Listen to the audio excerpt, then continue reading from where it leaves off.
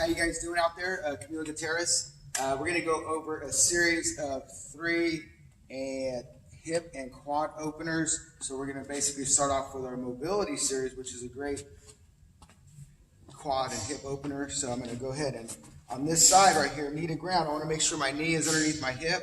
I want to start to squeeze the glute, squeeze the hamstring. That's going to help open up the hip using its own body, using your own muscle. So then from here, I'm going to grab my right tricep, and I'm going to stretch out my lats, my serratus, my rib cage, my obliques, and that's going to open up my obliques. Is going to help open up my hips because all of these are connected.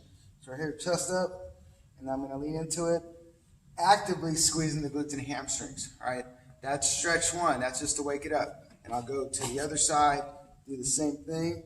Squeeze your abs, squeeze your glutes. Remember, the harder you squeeze your glutes and hamstrings, the more it's going to open up your hip. Remember, be aware of your body. Don't overstretch. Don't stretch or squeeze so much where you feel like something's going to pop or snap. Just make sure it's a comfortable stretch. Start activating those muscles.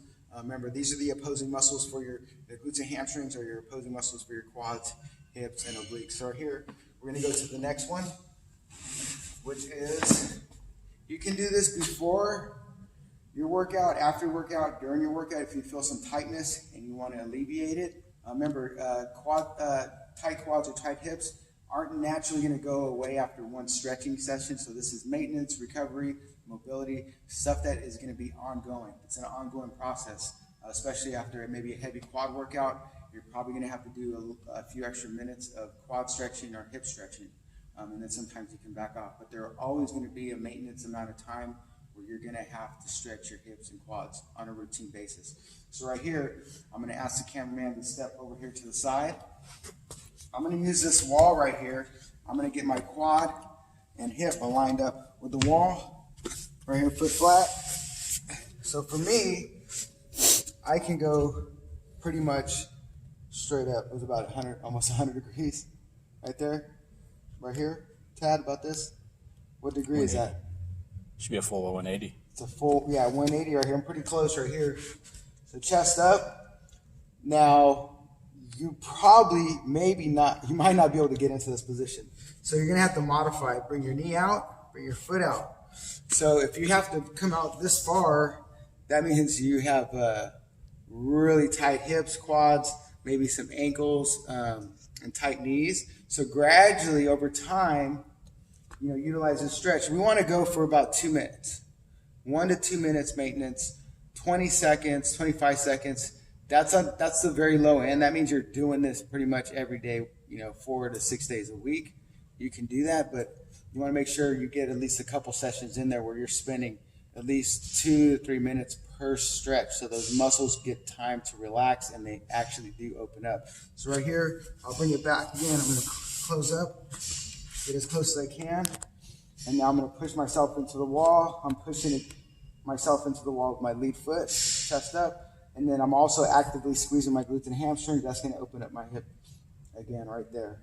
All right, so this is the wall hip stretch. This is pretty much a foundational stretch that we do. Everybody can benefit from it. All right, so the next stretch right here, we're going to head over here. So this right here, they call this a pigeon stretch. So I'm going to go knee to ground. Right here, knee to ground. I'm going to tilt my right foot. And now from this position, I'm going to lean into it right here.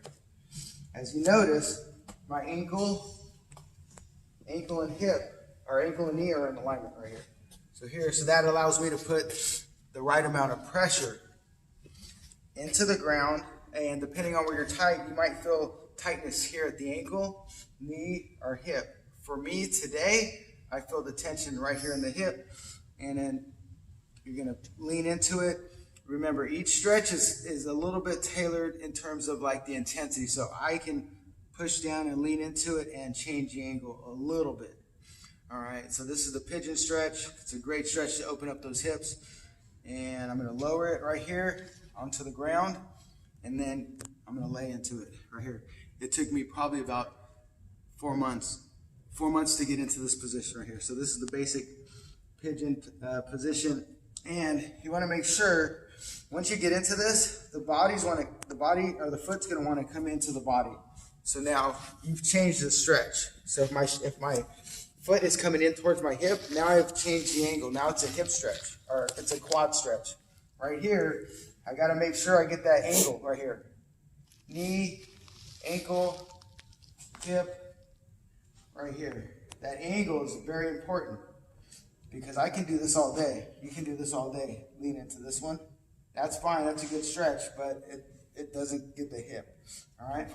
So there you go. So make sure when you incorporate these stretches, you want to do these for about 2 to 3 minutes minimum. Make sure you do it 2 to 3 days a week, depending on the severity or tightness that you're working with.